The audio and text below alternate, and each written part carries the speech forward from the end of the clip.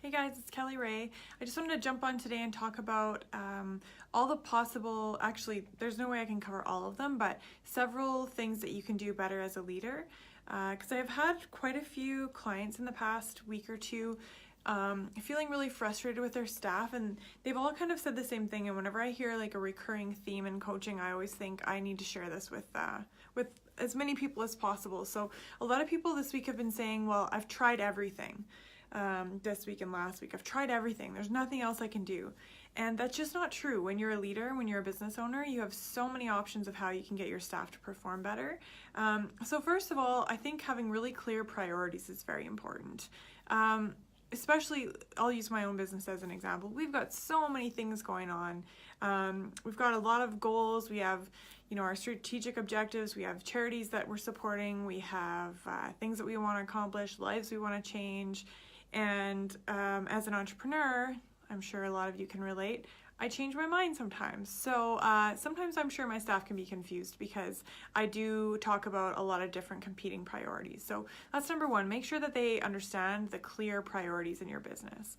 Number two, make sure that everybody has clear job descriptions.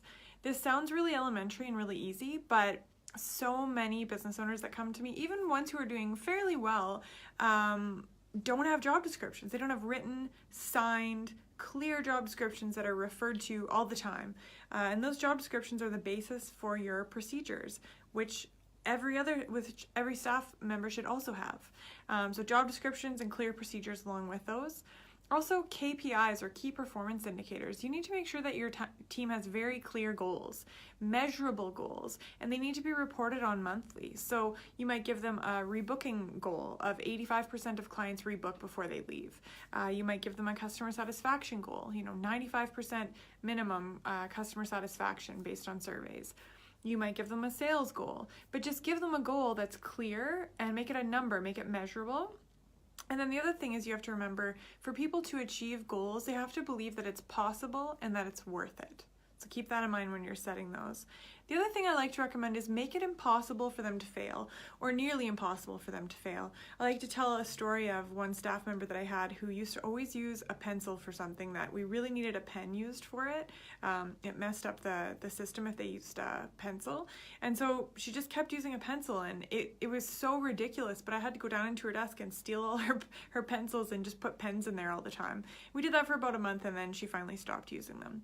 And that's a pretty extreme example. I don't think you should have to do that, but in the case where you have an opportunity to make it almost impossible for them to screw up, just do it.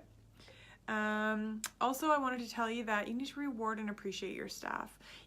If you're like me, you have a lot of things to remember, you want to put this in your calendar.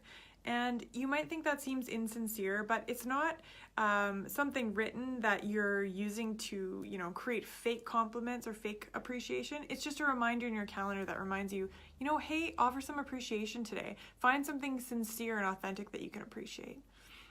Next, progressive discipline. Now, these last two things are things that you don't want to have to do, but sometimes you need to, and often they're what's missing in a successful environment. One of my clients in particular, she's really, really, really sweet, and she just does not want to implement progressive discipline. So she's never given anyone a verbal warning, she's never written anyone up, she's never fired anyone, and that's what's missing. So unfortunately, the last two tools that you have are progressive discipline and then ultimately termination.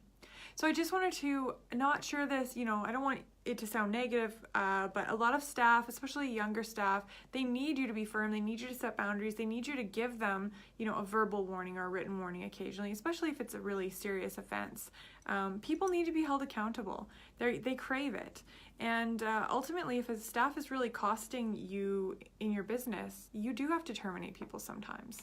And usually I talk to people who've been terminated years later, and it was actually a real blessing for them. So those are the tools that you have, give them clear priorities, clear job descriptions, good KPIs, make it impossible for them to screw up, reward and appreciate them. Implement progressive discipline, which just means a verbal warning, a written warning, a written warning, a written warning, and termination for the same offense. And ultimately, if you have to, you can terminate someone. Just wanted to give you a reminder of all the tools that you have at your disposal. Well, not all of them, but some that I recommend, because as a business owner, there's always something you can do better. I really hope that helps. I hope you guys are having an awesome week.